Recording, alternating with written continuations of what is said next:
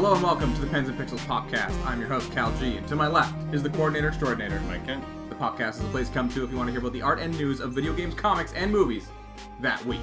So if you like sass, you like crass, then better not give this podcast a pass. Oh, wow, look at you go. He came back with a bang, people. I did. He thought of a catchphrase. Did you do that in Mexico? I did. Yeah? I actually literally did. I was sitting there staring at the beach, and I was just like, what am I going to fucking say when I get back? I need to have a good one, because I've been on vacation for a week. Yep. Yeah, so I'm back from sunny Mexico. If you guys liked Geek Say more than my monotone voice, you can all screw off. Well, I mean, also, this is like our first time in weeks recording together, because we had like a filler cast, and then I recorded with Geek Say, and then now, so it was probably 2 weeks. More like three. And then, so yeah, we're finally back together in the same room, fucking recording the Pens and Pixels podcast. Yeah. So I'm back, ready to go. Mike has returned, people. Yes. Mike. No more shingles, no more anything. No more Mexico. Yeah. No more fun. Shingles fun. Is there any Pens and Pixels housekeeping? Not right now. We're kind of taking ourselves a little bit back, and we're just going to be working on some community stuff. So be sure to join us for our drink and draws and pay attention to the podcast. We're going to have some additional content coming out from the podcast very, very, very soon. We'll probably let you guys know what that is either next time or the week after. And you can look forward to all of that. And we're also going to be starting to provide some other online content and features just to help kind of reconnect the community a bit more. And then you can look forward to some exciting events coming up in the summer. And with that, on to the Newsy News. That's what people come for. Yeah. Our takes. Our hot takes on perhaps week and a half old news at this point. But this week we're going to be doing just a news segment. We're not going to be doing a second segment. You can look for the second segment, which is our review full of Horizon Zero Dawn. Our final full impressions of the complete game, which is spoilerific. So yeah. If you haven't finished the game or haven't played it at all yet, then it's probably not for you. So that's why it's in the second podcast for you. But if you are interested in our impressions of what we can easily say is one of our favorite games we've played ever, then you can go listen to that. It'll be out at the same time. But otherwise, you can take us through the news, Cal. First up, we have some comic news, finally living up to our name. There's two big Batman stories that came out of some fucking fan expo that I kept seeing this first one all over the place. So I figured we'd have to cover it. I'm not actually up to date on the current Batman. I read a little bit when it first came out, and then I just kind of dropped off. Yeah. I read the Court of Owls run, which was really good. Actually, no, was that New 52 or is that Rebirth? That was New 52. So when they started New 52, which is a while ago at this point, I read the Court of Owls run, and it was very good. But other than that, I kind of dropped out. Yeah. But they seem to be really hyping up this War of Jokes and Riddles, which is, I guess, the Joker and Riddler teaming up and trying to take over Gotham. Teaming up? Yeah, I thought it was about them fighting, but it's about them fucking teaming up. It's just going to be like them solving a riddle, and there's going to be like a punchline at the end. Yeah, like it should be, right? It should be this grand design that Batman has to fight his way through, and then at the end, it's just like, why the chicken cross the road? And it's like just a little representation. It's like one long panel where it's just like, he's just fucking moving his head. And there's just a Joker sitting behind the screen laughing, like he's the only one who gets the joke. Everyone else is just like, you fucking had him in chains. We were going to poison the water supply, we did all this thing. What the fuck is this? But he's just looking at a chicken. Isn't that hilarious? Yeah, like that would be great. Or some giant grand scheme thing, and at the end it's just like Joker in a room, and he just has someone and just stabs him. Just once, really slowly. Once, really slowly. Who is that? Who did you kill? What's your name? Joe. It's Joe. It's just Joe. And then like Batman's like, all right, that's pretty fucking funny. All this for this? Yes. Okay, I'm going home. Yeah. See you next week. Yeah. Okay, so King revealed more about this upcoming story at his Fan Expo Dallas panel this past weekend. The War of Jokes and Riddles will be presented as a flashback story taking place after the events of Zero Year and roughly a year into Bruce Wayne's costume career. According to King, the two villains clashed during that period because neither wanted the other to rob them of the opportunity to defeat Batman. And now that unseen story will finally be told. Okay, so no, they did clash, I guess. Oh, okay. King revealed that Batman number 24 will serve as a prelude to the story, featuring a huge cliffhanger that leads directly into the event. From there, King and artist Michael Janin will chronicle the war in 3 acts, spanning Batman 25 26, 28, 29, 31, and 32. Sure, whatever. He confirmed that villains like Solomon Grundy, Killer Croc, Deadshot, and Deathstroke will play a role in the story as the Joker and Riddler gang war spills out across Gotham. What the heck is a Riddler and Joker gang war gonna be? Okay, so Joker, he has his like posse of fucking clowns, right? Like the Riddler has insane clown posse. Yes, he does. He has his insane clown posse. So Joker's got juggalos, and Riddler's got. What does Riddler have? He has a book club. Robots.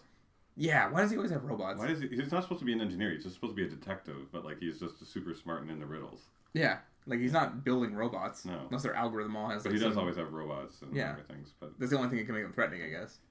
But that's the thing. Most of the time, Riddler's like, "You went into my trap of my room, Batman," and Batman's usually the one to go through. Like, do you think Joker is gonna do that? He's just gonna be like in the room and he'd be like, "All right, you wear a bomb and go to the door." Yeah, you know.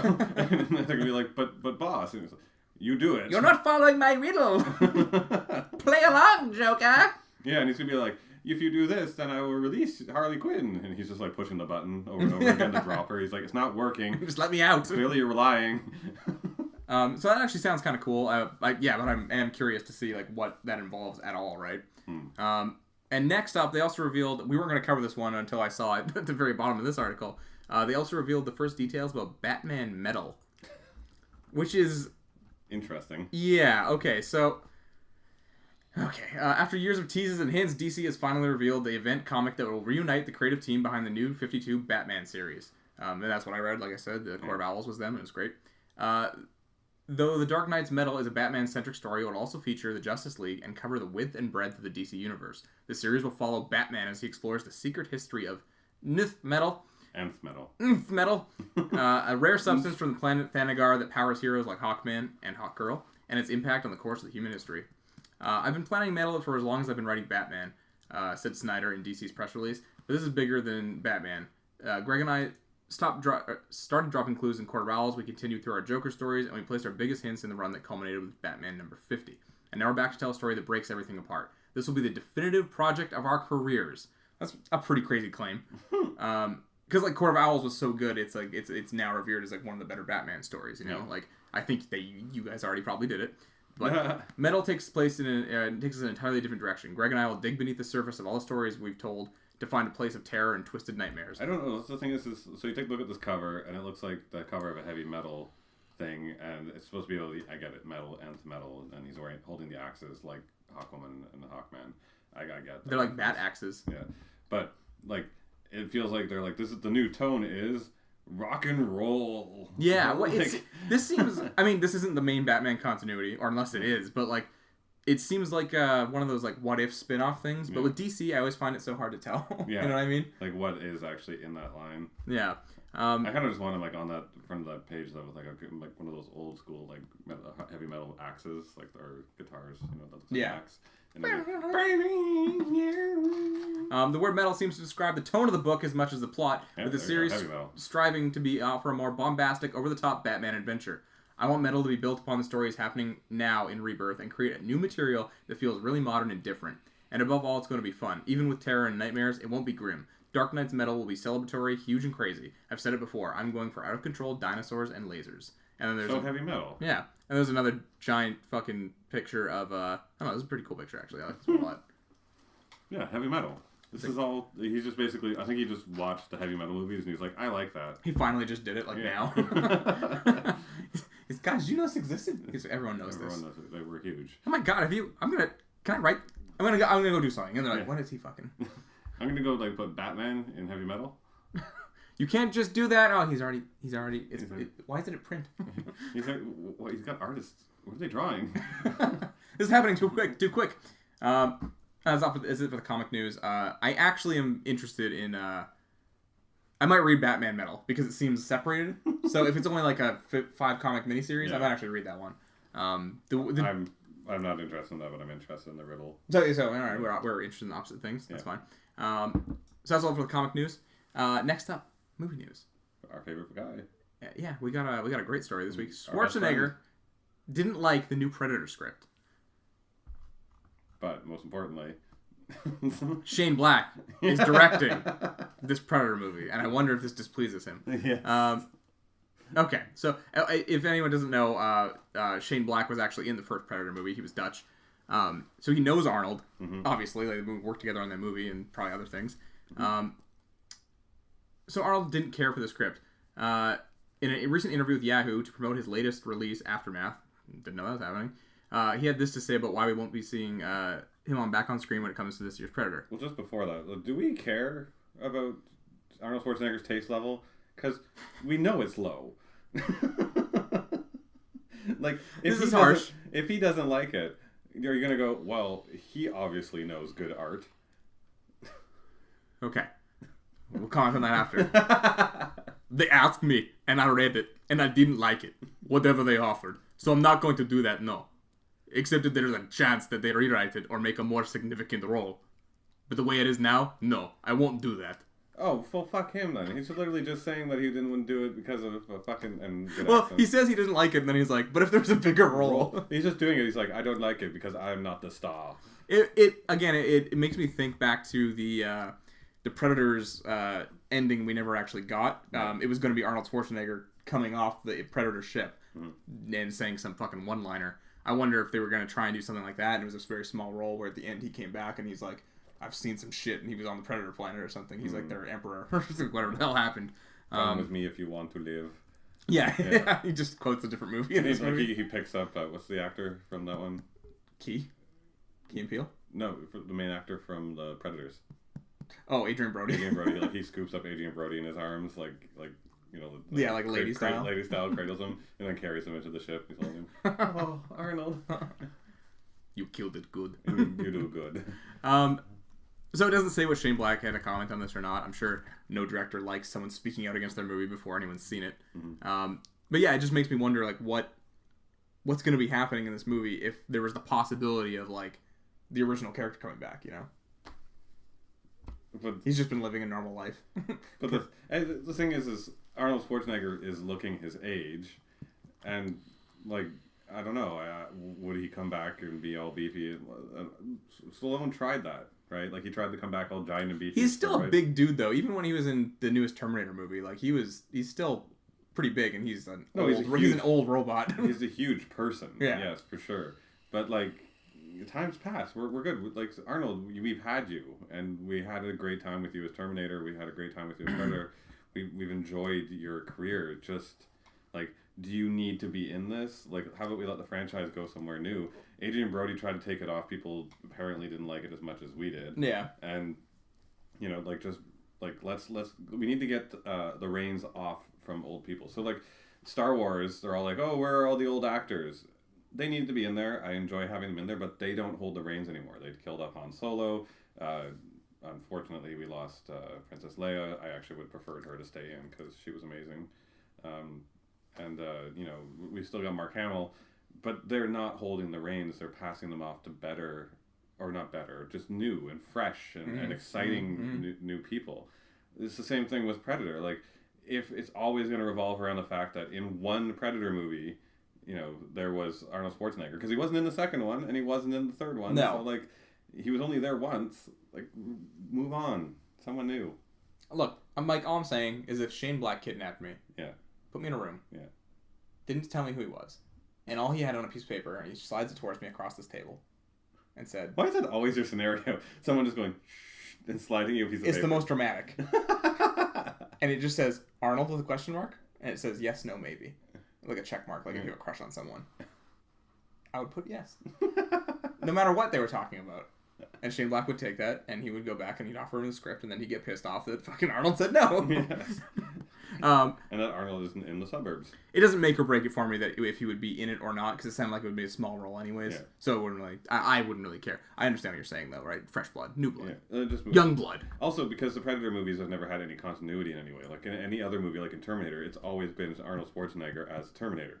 So obviously, you're going to keep having him in there because he was the reins of that entire franchise. Yeah. Whereas, you're right. Predator like never had the same characters in it. It was always a Predator somewhere else on the planet killing someone else, right? And the thing is that Arnold Schwarzenegger at 70 is not as much of a threat next to like the young guy who's military trained. No, but you're not thinking outside the box. He doesn't necessarily have to be a threat. Yes, he does. So predators don't fight things unless they have to consider it a worthy hunt. Yeah. Again, he doesn't even have to be fighting. You probably like scan him and see like he's got fucking like diabetes and be like, nope. That poor creature. Yeah. No, Predator's just invisible, hanging out in his kitchen, just being like he's hiding from Key and Peele or whoever the fuck is in that movie, and then Arnold Schwarzenegger just going about his day. It's this little humorous moment of him like he's just fixing an egg. He drops the egg.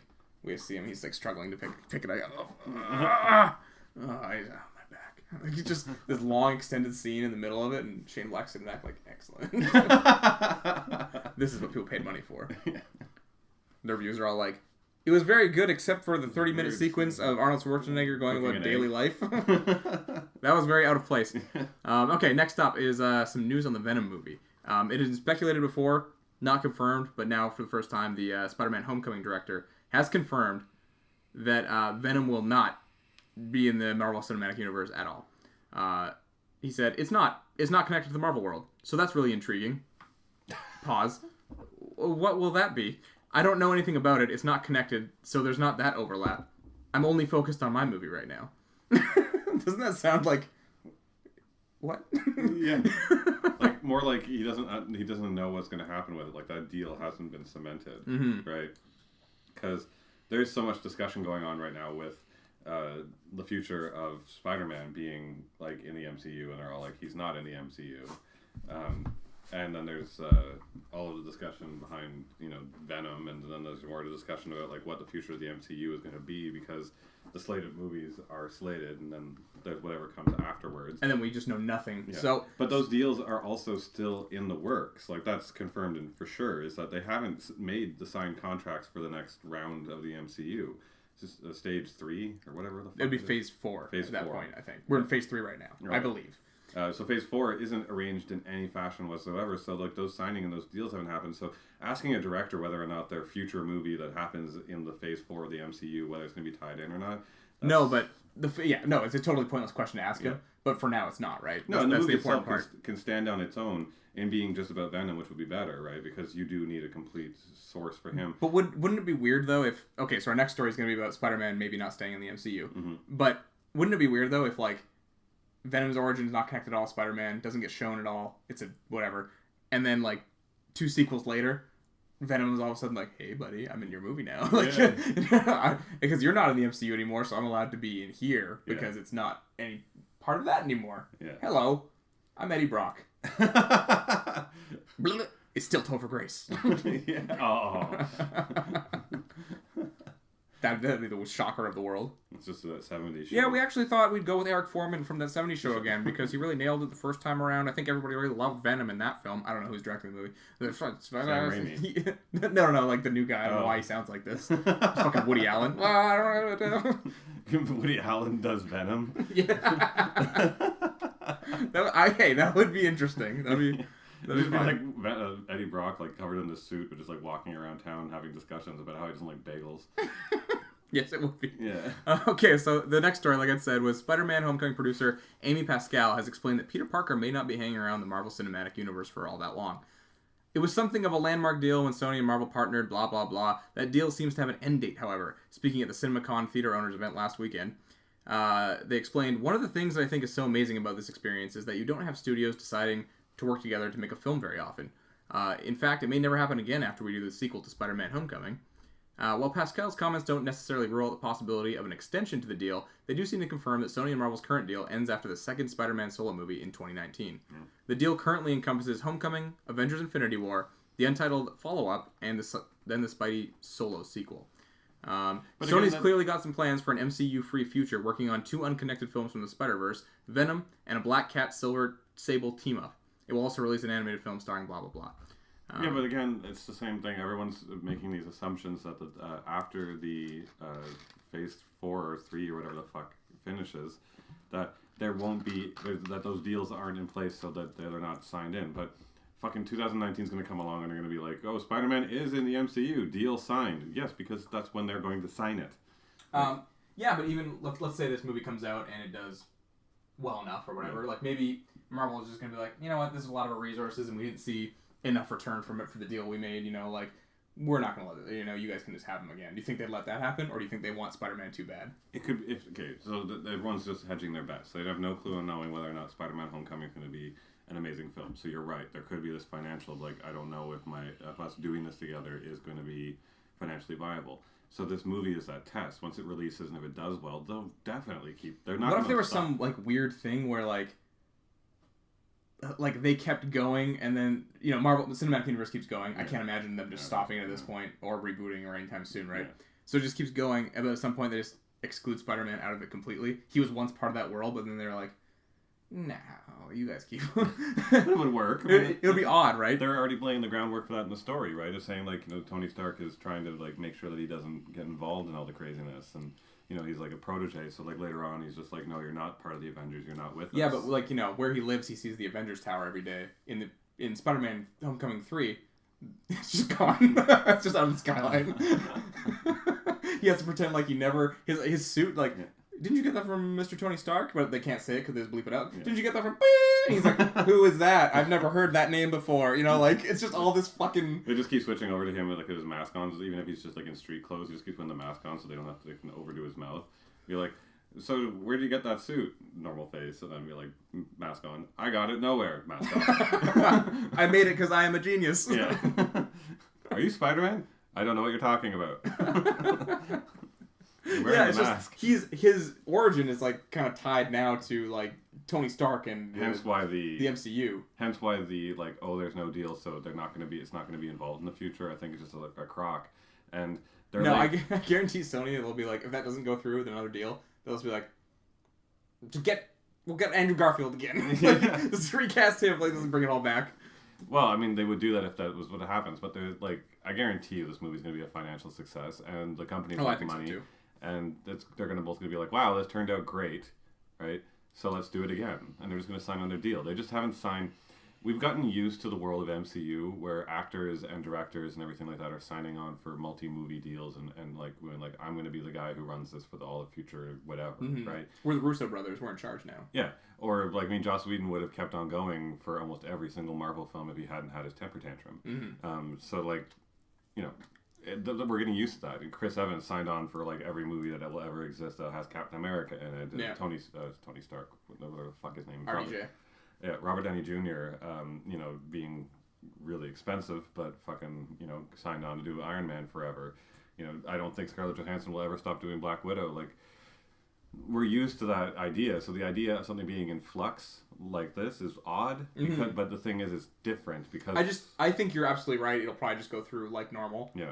But I think there's a potential for some weird splintering if things don't go right, And it would just be kind of like, oh, weird. Yeah. Wasn't that an odd thing when that happened? Yeah. All right, next up, you mentioned Joss Whedon. I did. Joss Whedon eyes Batgirl movie at Warner Brothers. It seems all but confirmed at this point. It does seem all but confirmed. It seems like Joss Whedon's going to be in charge of a Batgirl movie. Which is fucking genius. He jumped across the floating paradise isle that was Marvel, where he had his temper tantrum, and is into the fiery pit of DC. But he's got in charge of a property that, like, as soon as you hear it, you're like, of course that makes sense. Yeah. So, I mean, like, just on the whole prospect of the Batgirl side of things, this is extraordinarily good, because what does Joss Whedon write?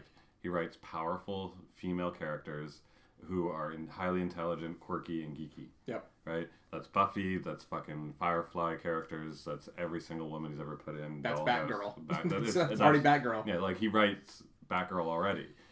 Black Widow, like, he invented her as that kind of character. Like, he's perfect for it. Plus, as a highly character-driven writer, this is where it kind of comes in really important, is that Batgirl is... her character is a huge driving point for her coolness. Right? Barbara Gordon as a character is really interesting. So, like, just fucking great news. He's going to do a good job.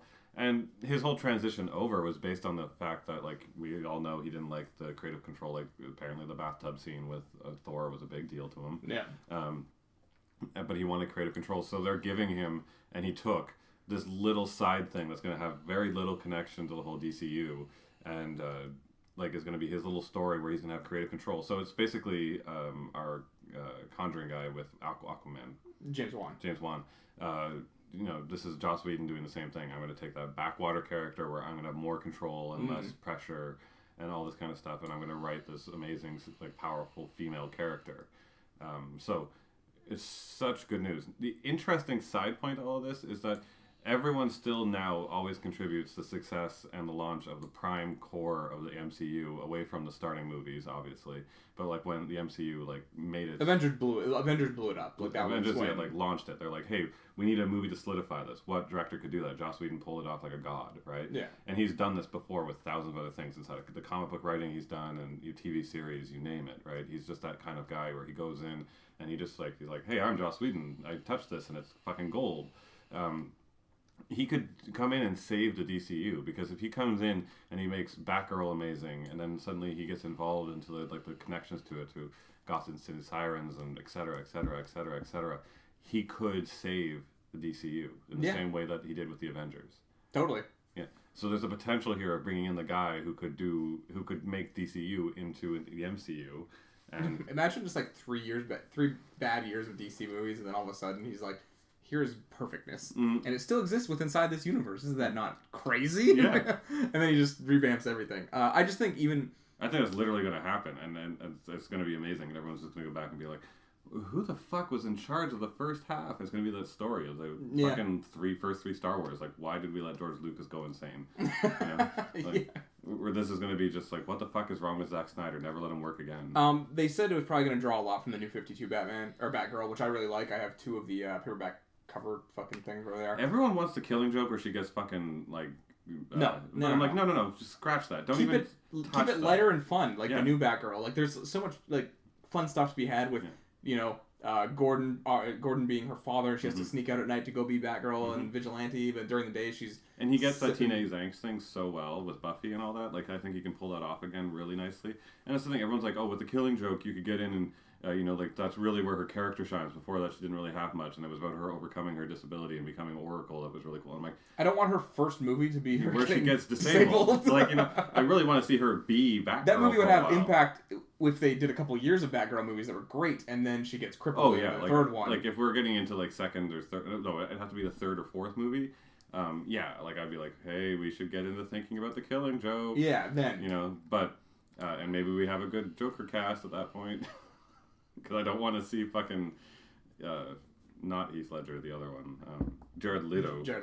Yeah, showing up. Who knows if we're going to see him again? Yeah. He probably has like a bunch of paperwork that he's just like rolled up a joint with and smokes. Like he just doesn't give a fuck at this point. Like I can't imagine. I haven't seen any statements from him about it at all ever since someone taped him at that weird like. What was he even at? He looked like he was at like a fucking getaway camp, and he was just like, "Fuck DC." I was like, "What?" Also, I just want to say, it always annoys me when we were talking about the Joss Whedon temper tantrum thing. I always hear almost every director talking about their own movie about like, well, but it's a standalone movie. It connects to this larger universe, but really this is its own contained experience. They always fucking say that, and it's largely true. But like, guys, the whole conceit of the MCU is that it's embrace it a little more. Don't get pissed about like. Yeah, it was weird that Thor went off and had a bath in the middle of it and had a vision, but like it could be incorporated better than that. But like embrace the fact that these are all connected. Yeah. Don't. I mean, not for people who only see 1 or 2 there, they don't want to get confused about all this shit. But like them connecting is like the whole conceit of the thing. Like have fun with it.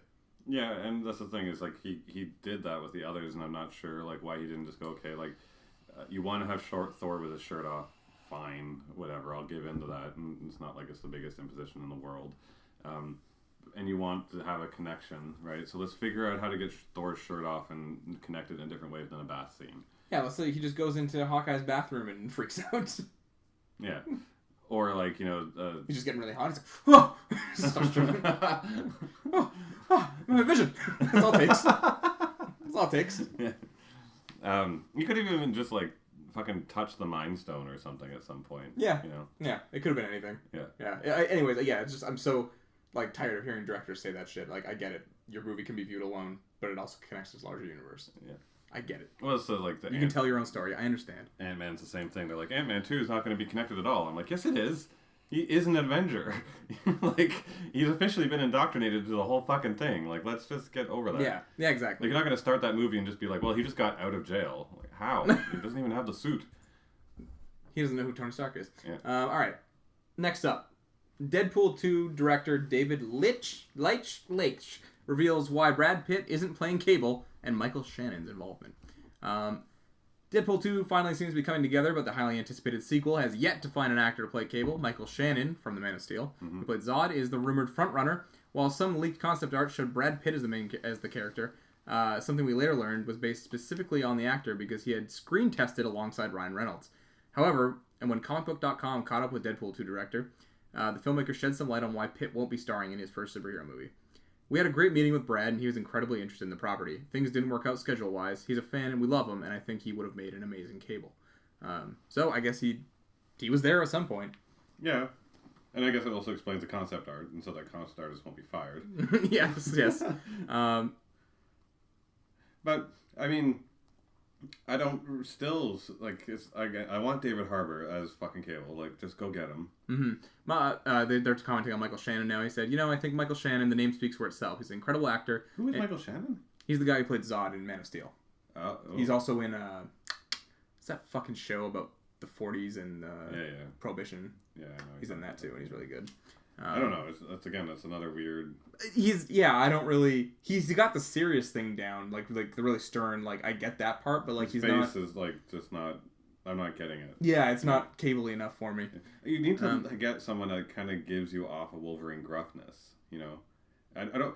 Let's ignore everyone going like he's not big enough. No one's as big as fucking Cable. Let's get over that one. No. No matter what miracles we pulled off with like Chris Pratt and the rest, we're not getting anyone that beefy. But let's get someone that gives off, like a grizzled army vet, like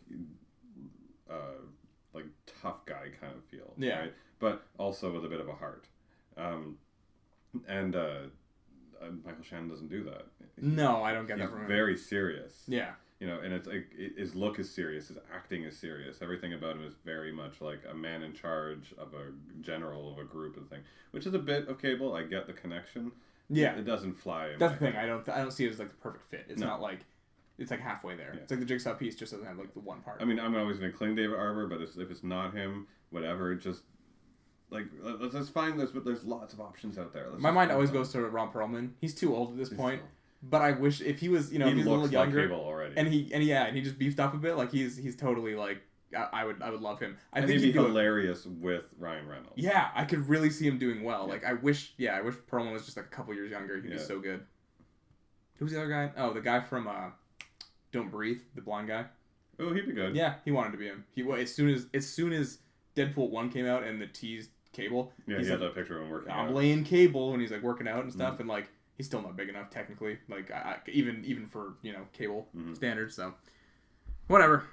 We'll find out soon enough who's gonna play Cable. But he's had cum shot down his throat. He should do it. He's perfect for it. Yeah. You can take a total cum shot from Deadpool. his portfolio reel is only that shot now. Yeah, just like stuck right there. They're like, "What is this movie from?" He's like, "Oh, it's where I played a blind guy who." Well, what I did was, he just had to explain the whole movie, and they're like, "Oh."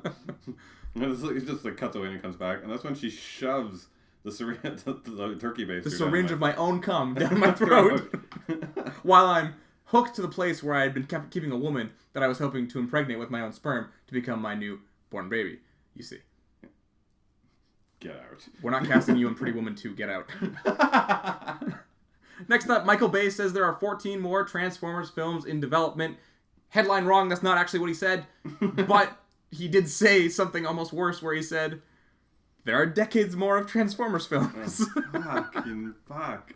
Okay, so Michael Bay reportedly... People have to be going to see these movies, I guess, right? Oh, yeah, they're making tons of money. Told the crowd that there are a lot more Transformers movies coming down the pipeline, despite his imminent departure from the director's chair. It seems that the writer's room assembled by Paramount didn't just work on The Last Knight or the upcoming Bumblebee spin-off, but mapped out a route for the Transformers franchise to continue for decades to come. Yes, they're still making money. They have to be. They wouldn't keep making them. I feel like someone is just paying them money and no one's actually going into the theater. Because have you ever spoken to any human being who has been in the theater for the other Transformers movies? No. Like, I don't know anyone. I saw, 1 and 2. That's it. Did I even see 2? Yeah, I think I saw 2. Yeah.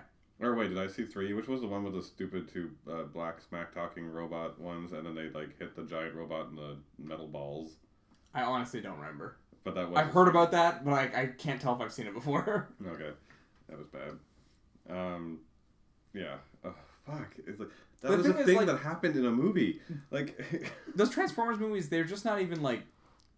They're not very entertaining to me, even though there's a lot of spectacle going on, and it's giant robots hitting giant robots. Mike, I love giant things hitting other giant things. But these aren't even really robots. These are just meshes of metal that spin a lot. Yeah, like it's spinning metal.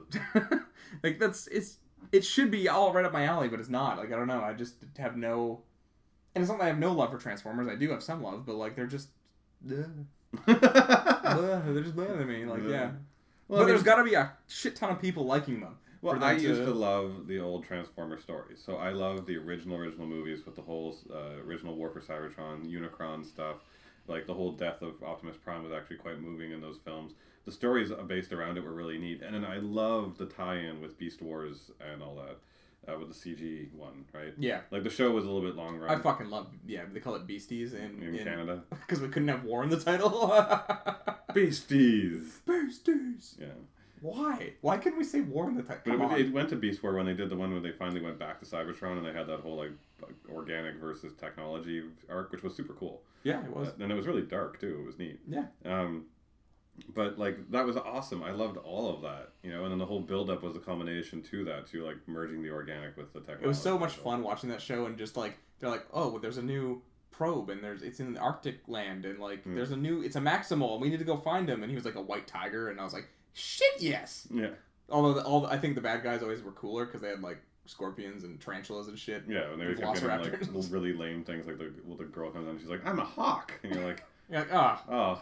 And do you like when you come out as one of the Decepticons or whatever the fuck they were called in that predators? Maximals and Predacons. Predacons. Yeah. Yeah. And the Predacons come out and they're like, my gun is a cannon. She came out as a hawk and she's like, I shoot this little thing from the top of my hand that goes pew pew pew. You know? Yeah. Like that was it. Megatron's like, my face is a gun. Yeah. Yeah, pretty much. Waspinator even was dope as fuck. He was like the joke character who got killed all the time, but like still liked him a lot. Yeah. Waspinator, he had that whole fucking stick. And Scorponok. Scorponok, yeah. I didn't like Scorponok as much when he transformed. I thought he looked a little stupid. He looked stupid. But I liked him when he was a scorpion. Mm-hmm. There was like satisfying clip noises to his. He did to his snippers. Yeah, I really like that. And I really like the whole like tarantulas thing. We're getting really off topic, but I don't give a fuck. I like the whole tarantulas thing too. When he was like rebelling against Megatron, he created his own like lair underground, and he brought Black Arachnia down there too, and they were like scheming and shit. Yeah. Oh, that was really cool. He's the first one to turn them into transmetals, right? When they like evolved. I think so. Yeah, I think he had something. Yeah, he had something to do with it. I think he was the first one. No, someone turned transmetal. I think it was like Optimus Prime first, and then like he tried to figure out how to recreate it himself. Was that just like the people who were making the show, Rainmaker in Vancouver? Was that just them being like, it's been on for like 3 years now. We can do better graphics than this. Okay, right into the story. Yeah. Yeah, pretty much. But the thing is, that's very normal for Transformers as well. It's always like the next evolution. And Optimus Prime is like, now I can use the rest of my truck as a part of me. And then there's the armor that goes with me. Now I can like transform and merge with a Dinobot. And like that's Transformers. It'd be cool if he was a truck gorilla. Just like the dinosaurs in fucking Final Fantasy VII. He's mostly a truck, but it's just galloping like a gorilla. There's no wheels. He's like Megatron's just having like a pretty decent day. He's like, I'm gonna fuck over those pieces of shit pretty soon. Like soon, but not now. Yeah. And just over the horizon, it's over a mountain. He's like like this like giant truck beating its like furnace engine thing. He's like, oh god, what has happened? Optimus, is that you? I'm in terrible pain. Yeah, you can't speak anymore. I'm just honking. Yeah. It's when you pull the yeah. Rat Trap's trying to hold him back. Yeah. Oh, fuck. Cheetor was in there too. Yeah, that was a good show. That was much better than anything Michael Bay's done in the last couple of years. Did Rat Trap make it into like the ladder, the Beast Wars on when they went back? Was he one of them? Because remember, only 5 of them survived. Yeah. No, he did. He's one of the first ones they had to keep. Was he an actual rat when he went back? Yeah, because then they had that other show after that where it was like different creators, but it was like technically a continuity, and they were on like a different world. They might have been on. They were on Cybertron. That's what I'm talking about. Oh, you're talking about that one? Yeah. Okay, yeah. Rat Trap wasn't that. He was like the main character, wasn't he? No, it was Optimus Prime was the one who kept on like talking to the Allspark or whatever, the Oracle, and then Black Arachnia was one of them. Yep. He was one of the organic ones, and she was obsessed with was one of the bad guys who was actually the White Tiger who was obsessed with him, and then I can't remember. Oh yeah, Cheetor was the other one. Yeah. Who made it back? And you're right, maybe it was Rat Trap. I'm like 90% sure. I'm looking it up right now, so no one leaves this podcast confused. He was a Maximal. Beast Wars cartoon. Beast Machines cartoon. Yep, he's totally in it. Yeah, and he was a rat, and he turned into a car. That's right, he was a car rat. Oh, God. Yeah.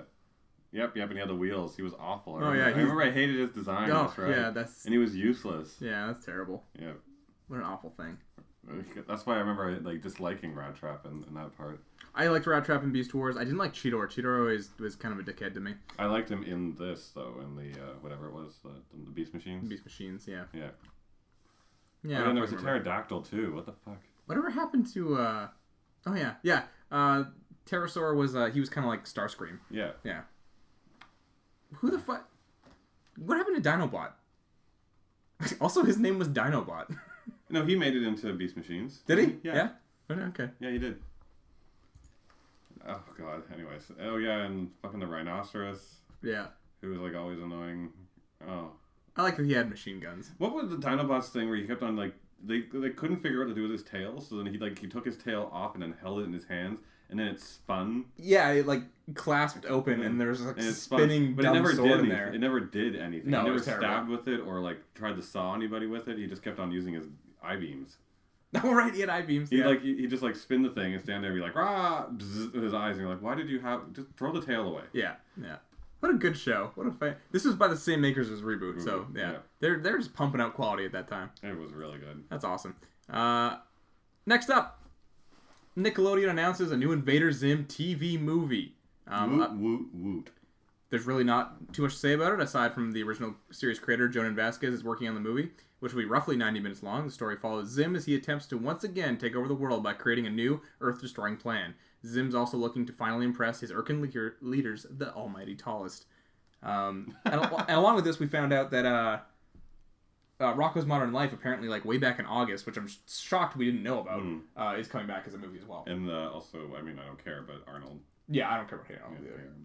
But the Invader Zim movie is... I really hope that these movies are... Because Nickelodeon doesn't have the power it had back in the day. No. So they can't release new TV series. They can't afford it.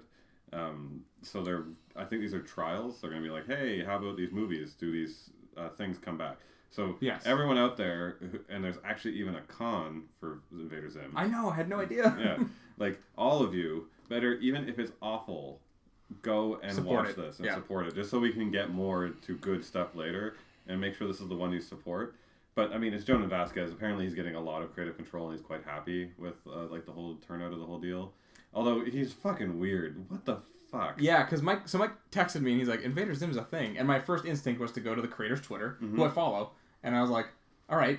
And he goes, there's no Zim movie. It's fake news. And I was like, oh. And I'm like looking, it's like April 6th. And I'm like, it's not an April Fool's joke. No. And you're like, it was an actual thing. And I was like, press release. And I had to get linked to the real press release to finally be like, oh, okay. He's just fucking with everybody. Yeah, like, god damn it. I'm honestly pretty happy for him, though, because he posted a blog thing last year about how he'd gone through, like, 2 years worth of work trying to pitch this new cartoon he was working on. I don't know if it's to Nickelodeon. I'm not sure who it was to. But I know what you're talking about. He pitched it, and they got they got the rights to the cartoon. Like, they're like, okay, we'll buy the rights to it. We'll make a show. You have creative control, blah, blah. It was all going great. And then, like, before pre-production was about to start, they were like, we're not going to do it. Yeah. And they still owned the property. So he was just fucked. He was like, so I built this world for, like, 2 years of my life, and now it's just gone up in the ether. You just own this IP that, you know. It's the story of my life. All my students are like, what games have you worked on? And I'm like, I can't tell you, because either they don't exist, but they're 4 big companies, and they're like, what does that mean? And I'm like, well, I can't tell you, because they own it. What you do is you just lean into your ear and whisper, Half-Life 3. Yeah. And their eyes widen as you retract, and you just give them a little wink. And I'm like, well, I've done some, like, sight shooting before, and they're like, oh, where? And I'll be like, oh, I've been to Japan for it, and they're like, what would you be in Japan for? What studio would you have done that for Japan? And they're like trying to figure it out. I'm like, fuck, I'll never show this stuff. It'll never be in my portfolio. It'll never go out into the world. There's so many games that I've tossed my work out into that it'll never see the light of day. And it's gorgeous stuff. Gorgeous stuff. Like, I'm so proud of a few pieces that I've literally never shown anyone. Oh, man. Yeah. Show me. No, I can't. Show me after the podcast. The one I have shown you was I did. Don't worry, listeners. I will describe it in great deal on a secret podcast that I release. It'll just be me leaning into the mic, describing in vivid detail. No. There's a blue stroke here. But, you know, like the one I showed you once was the one for that, like, Dick Tracy-esque Blade Runner black and white detective game. And, like, it's kind of, like, set in a futuristic 1950s style. I can't tell if my brain's making something up or if I've actually seen this. Yeah, and I showed you all the, like, the stills from it that were really cool. I want to say I've seen... Yeah, I'm, like, 90% sure I know what you're talking about. I showed you that one just because I don't like that company. You have to show me again. I was just like, screw it, you guys suck, so I don't really care about breaking your NDA, plus I don't think you can actually sue me, so... But, yeah, that's the podcast is going really well. You're talking about screwing NDAs. We just talked about Beast Wars for like 20 minutes. This is the best episode ever. It's rumor time. Is Jordan Peele in talks to direct Akira? Maybe. That's the news story. Like, well, I mean, that is a news story. Yeah. Jordan Peele is hot off his horror masterpiece, Get Out. And I guess studios looking to scoop him up, seeing what a good director he turned out to be. Get Out. Yeah, Get Out. Which was that? What's it? You've heard of Get Out. I've heard, but I can't remember. Yeah. So the black dude. Oh, was that good? That was social commentary, yeah. Was it actually good? It's like this year's The Witch. I haven't seen it yet. Oh, it's like not scary. It's just like arty and horror. I have no idea. I'm staying clear of it until I can see it. Oh. I don't know much about it. I thought it got like badly taken. No. Okay. All right. Exact reverse opposite. Oh, cool. Like 100%. No, I'm glad. I was really worried when I was like, oh, they put a black guy in the main character. Like, that's awesome. And then it turned out it was supposed to be for social commentary, which I was kind of like, oh, apparently probably is. But then I'm like, uh-oh, he's going to get, like, the whole, like, why did you do this? Because No, it's been, like, universally, like, very well received. Oh, cool. I've tried to see it, like, twice now on my own, and it hasn't worked out. So, Akira is a project they've been trying to get off the ground for years. And, you know, Ghost in the Shell just came out to... a hearty $19 million. Yeah. You know what it got beat by at the box office? Boss Baby. Yeah. With Alec Baldwin as a baby. That movie, like... And Alec Baldwin's probably sitting back just going like, ah ha ha ha. Like, it's... Look, Ghost in the Shell doesn't seem like it's good, but I don't want to say the animators didn't do work, but, like, Boss Baby just looks like such, like... Shit. Tripe. You know? It's just like... Come on, were you guys even trying that kind of thing? Like, I'm sure the animators worked hard and stuff, and I'm sure it's well animated, but like, well, yeah, it just looks so like creatively bankrupt to me. No, but so the thing is we're always looking for the renaissance of the next genre. So comic books have become the first genre that's come. We talked about this before on other podcasts. We're looking for gaming or anime to become the next genre that gets to the like 2-film franchise thing, right? Yeah. And we've been trying with anime. Edge of Tomorrow worked, but no one knew that it was an anime, right? We need a large thing like the Avengers in... Well, no, and Edge of Tomorrow, despite being very good, it didn't do very well, like, box office-wise. Yeah. But still, I mean, like, you need a movie like that, right? And, like, we need a title that has, like, the Avengers kind of pull, where it's, like, big enough where everyone's like, oh, I get it. And everyone's always heard rumors of Ghost in the Shell and Akira. They're two of the great all-time classic anime films, right? Yeah. Ghost in the Shell, unfortunately, well, apparently it is stunning to look at, which is great. They got the visuals of Ghost in the Shell down, which was clear from the trailers. Yes. But apparently the movie is just awful. And the most hardcore Ghost in the Shell fans have gone to see it are like, please don't go see this movie and just watch the original. The story is just awful. Oh, wow. So like, and it depreciated so quickly because like the first rating it came out was like a 73, then it was like 60, 50, 40, 41, 39. Like it just dropped so quickly. The thing is, I still want to see it. I want to see it too. You know, I don't want to go to theaters to support it, I guess, at this point, but like, you know, it's, yeah.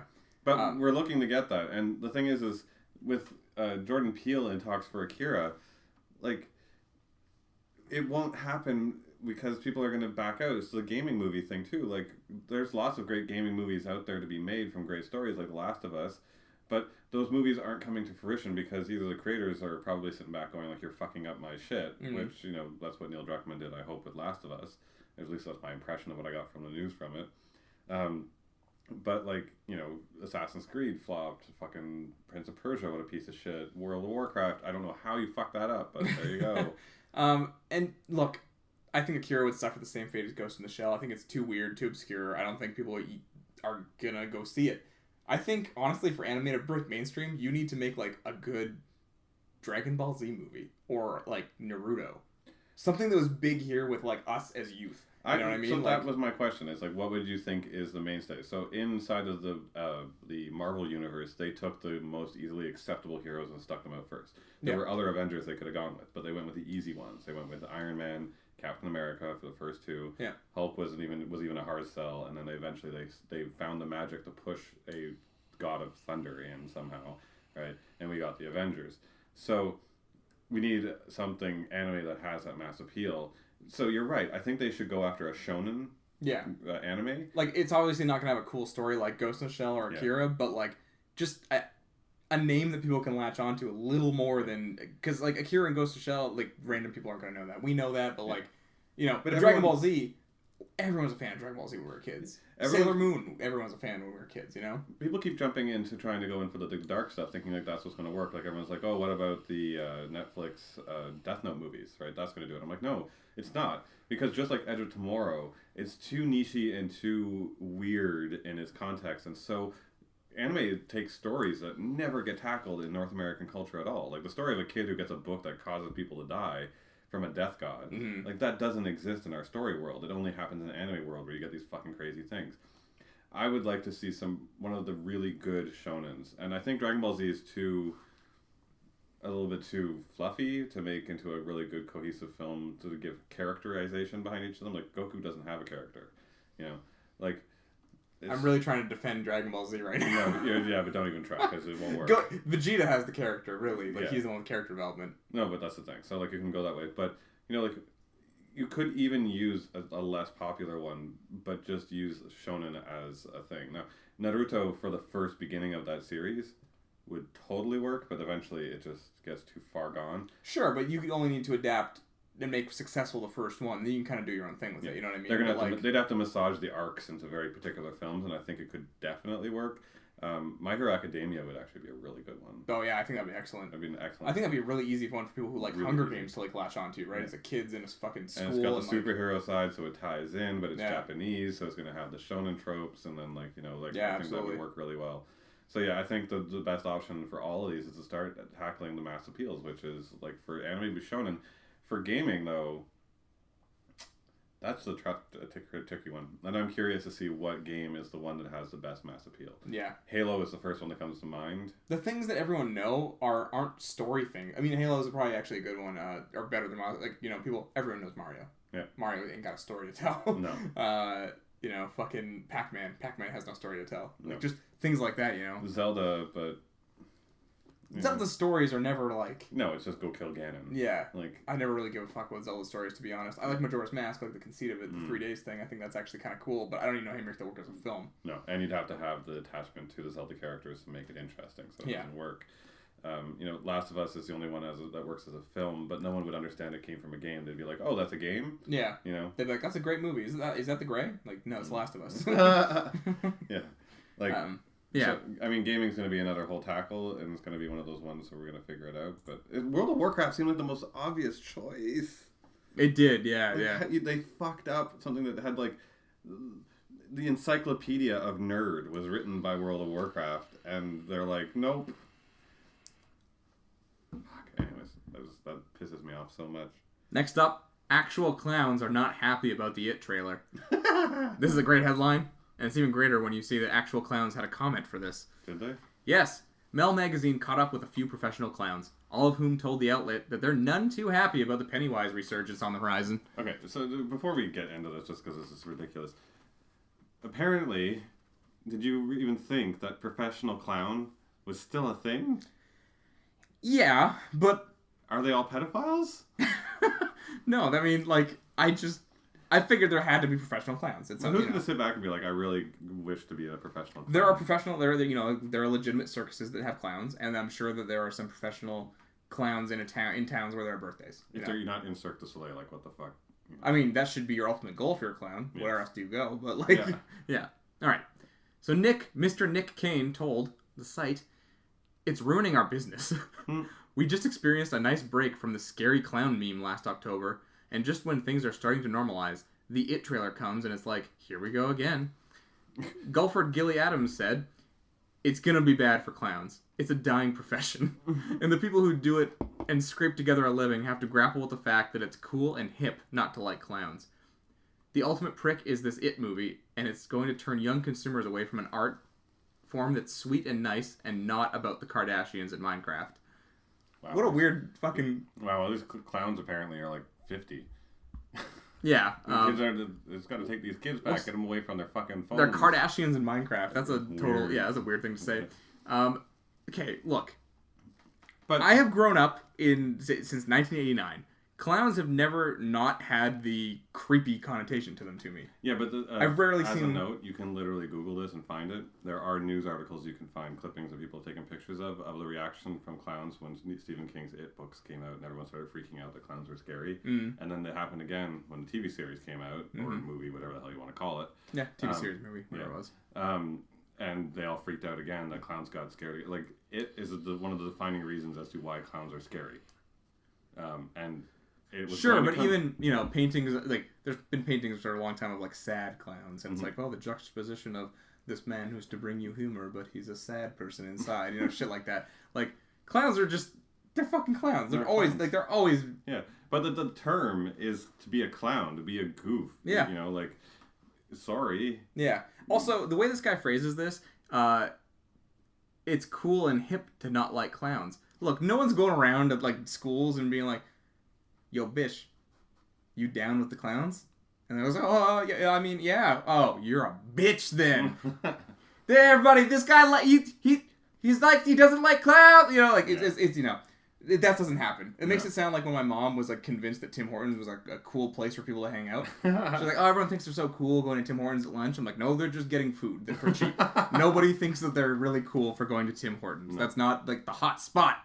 No, we had Wendy's near my high school, and we all hung out in front of it, and everyone's like, "Oh, the kids hang out at Wendy's. Like, it's the cool place to go." And I'm like, "It's not the cool place to go. It's literally 5 minutes from school, so I can get back between breaks." Yeah, it's the only place we can go. And there's benches out front, so you could smoke while you ate. That was it. I'm writing my fucking MySpace profile, and I'm like, interests, not liking clowns. That'll get me fucked. Get my dick sucked for that one. It's so fucking cool and hip not to like clowns. Honk honk. All right, fucking idiot professional clowns. What a dumb thing to say. All right, next up, G.I. Joe. Hasbro seeks to reboot the movie franchise with a millennial approach. What does this mean? I have no What does this mean? Does it mean that all the G.I. Joes are going to be on their phone? Yeah, do they all have a sense of entitlement? Yeah. Hasbro is looking once again to partner with Paramount Pictures for a G.I. Joe movie, only this time the company is looking to take a more millennial approach, quote-unquote. That's according to Hasbro's Simon Waters, who said, "The world has changed, and I think you're going to see G.I. Joe changing with it." Oh, of course, it's the most contemporary franchise we have. Yeah. There's going to be a much more contemporary approach to the whole franchise that allows us to develop different characters. How is it not currently contemporary? They literally just set it in the future, and we're like, hey, like, super robot people and fucking... They're looking to broaden the franchise's appeal, much like it's been able to do with the Transformers movies. We hope to create a head snap. It's a different kind of G.I. Joe, one that still resonates with Joe fans, but brings in an uninitiated audience and expands the audience internationally and domestically. Hasbro's ultimate goal is to utilize its properties to create a cinematic universe that would potentially include ROM, Micronauts, Visionaries, and Mask, in addition to G.I. Joe and Transformers. So basically they're just like, we like toys, make movies about toys. Yes, that's basically. But how is that approaching the more millennial generation? Like, we got to make the 90s toys cool to the millennials? Is that just your goal? Yeah, is it just you want to appeal to millennials? Do you not mean that you actually want to make it millennial? Yeah. Like, all we remember are the toys from the 90s, or the 80s, really, but... It's just The Rock drinking at Starbucks, writing his script on a Mac. Just like, ooh, this is the wrong name. He's all this fucking... It doesn't say The Rock on it, it's just like, it's Brock. He's like, fuck! It says Mineral. He's like, fuck! Alright, that's a dumb story. Next up, Legend of Zelda producer suggests that the series will be open world from now on. To Kyle and I, that's like, but apparently to everyone else in the world. No, that's like the best news other Zelda fans could hear. Yeah. Eiji Aonuma has suggested that Legend of Zelda Breath of the Wild's open structure will become the basis for the series design going forward. In an interview with Famitsu, The Zelda series producer was asked whether the franchise would retain the, quote, open-air concept used in Breath of the Wild, or if it would return to its traditional gated dungeon progression. From now on, this will probably be the standard form. However, eventually, that in itself could be seen as Zelda as usual, and we would start to hear opinions this way and that way. This has always been the case, and the result of what we have made is Zelda. Okay.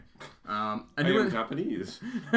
Anuma's point is that the dungeon progression itself was once considered a new idea, but it became seen as the expected style over time, which makes the latest game feel new by comparison.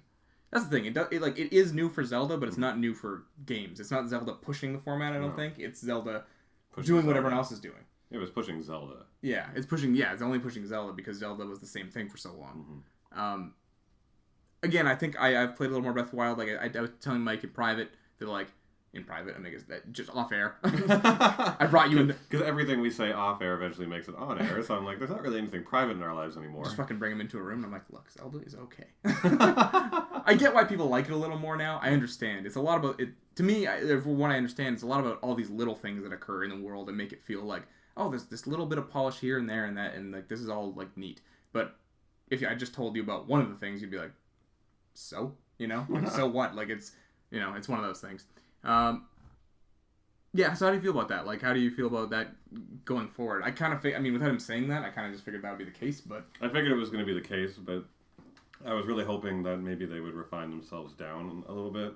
Like, Breath of the Wild, it gets me with its openness and being, like, way too away from some of the standards I really do like. Like, 138 dungeons instead of having, like, a water temple and a fire temple and all that kind of stuff. Like, I liked that. I was looking forward to being like, how are they going to torment me with another water temple? Because they always were torment each and every game they were in. I kind of like, there's a couple of tropes that I want them to go back to. Like, I don't want 138 temples, and they're probably not all that different.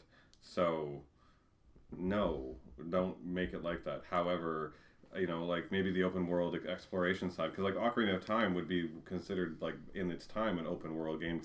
That's the thing. Zelda's always been like open, just not as big as Breath of the Wild. Hell, even A Link to the Past is a giant open world. Totally. Yeah, like you can go anywhere inside of there, but they did block you off in that one a bit more. But nevertheless, but like. It felt free. It didn't feel like linear. It wasn't Persona. Well, like Horizon Zero Dawn, actually. Like Horizon Zero Dawn is an open world, but it basically was a big U-turn on the map and then to the end, right? Like you could go where you wanted to, but there was still a cohesive direction for it. And I really am losing a lot of interest in open world games in general that just give you way too much freedom. Mass Effect Andromeda is suffering from not giving me enough of a rigid line to follow inside of its story. I wonder if part of your...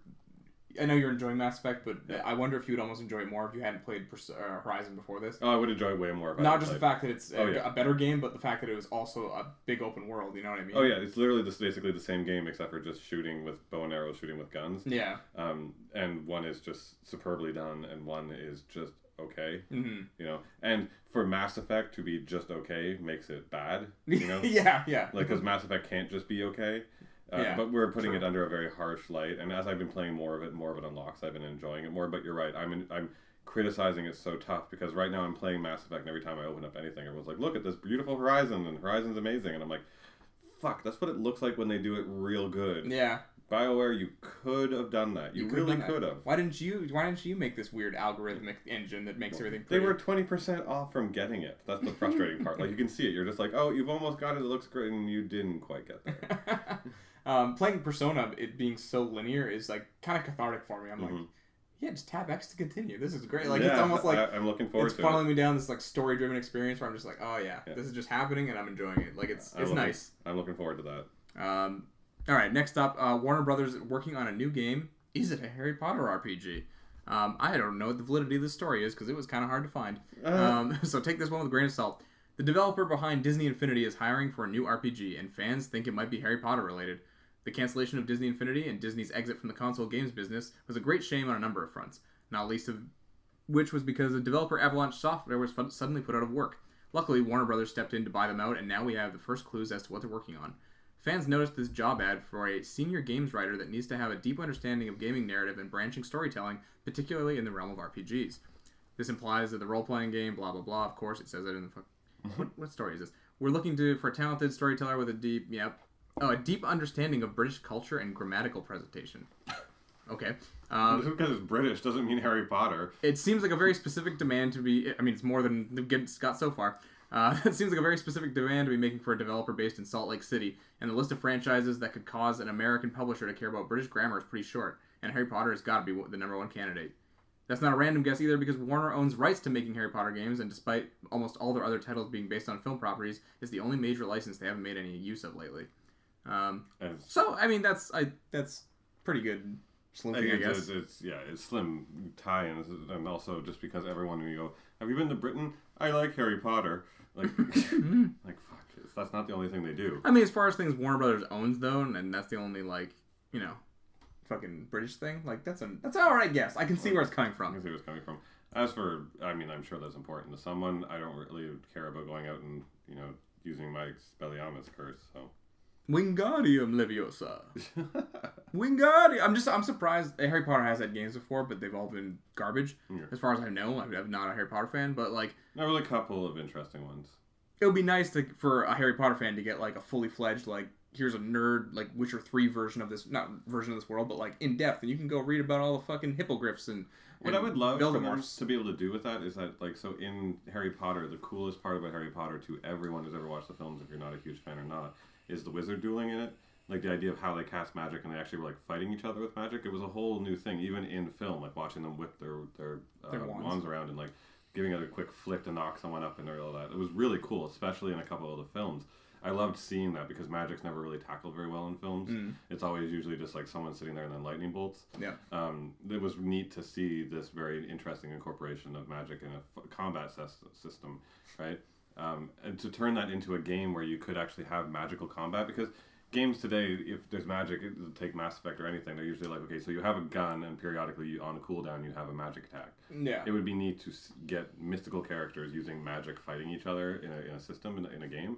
I would think like if they made a really cool, interesting, never seen before magic combat system for the wizard duels and all that stuff in the game, they would be able to take a franchise over all 9 titles very easily. And I'd be excited to see that happen because hopefully it would push the genre a bit. But other than that, like, I mean, I love Harry Potter. I read all the books from cover to cover when I was younger, all the way up. I enjoyed a lot of the movies.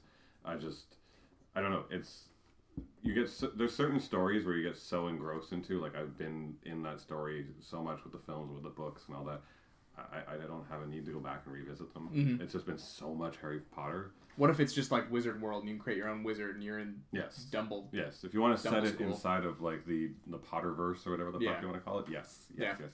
It's not necessarily your Harry, but you're your own. But to literally have to redo like the Philosopher's Stone, no, yeah, I understand that for sure.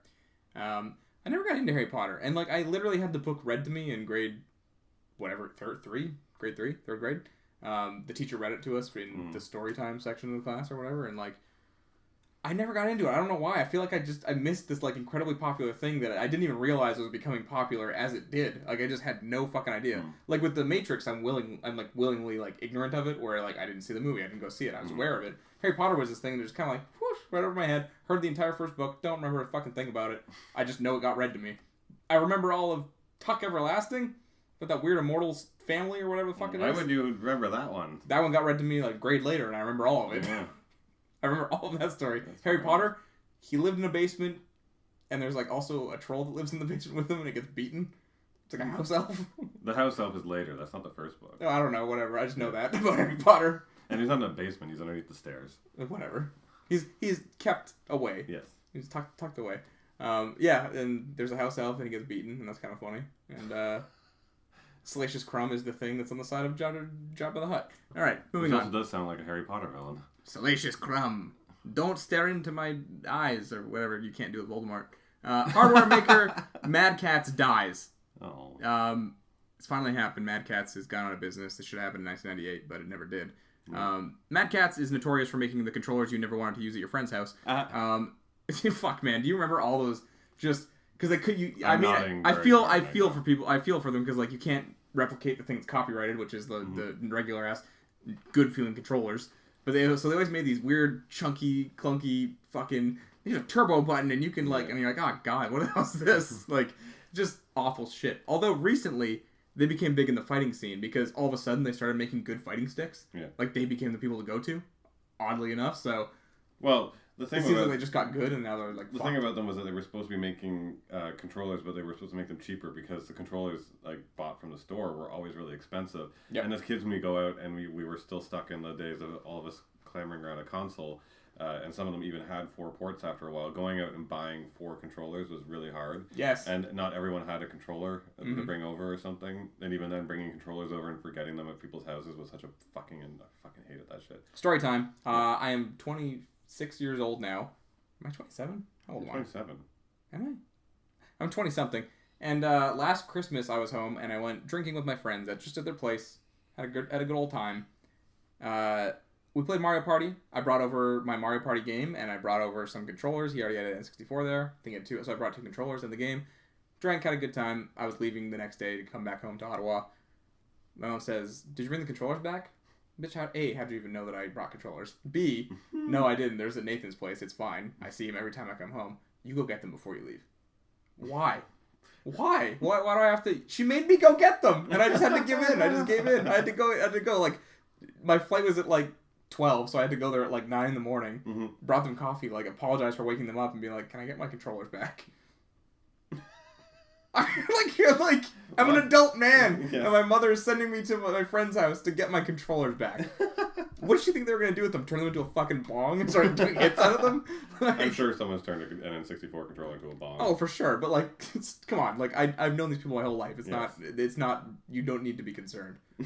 I wasn't like, oh yeah, I brought my N64 to a rave last night. Yeah. Like, and I just swung it around my head.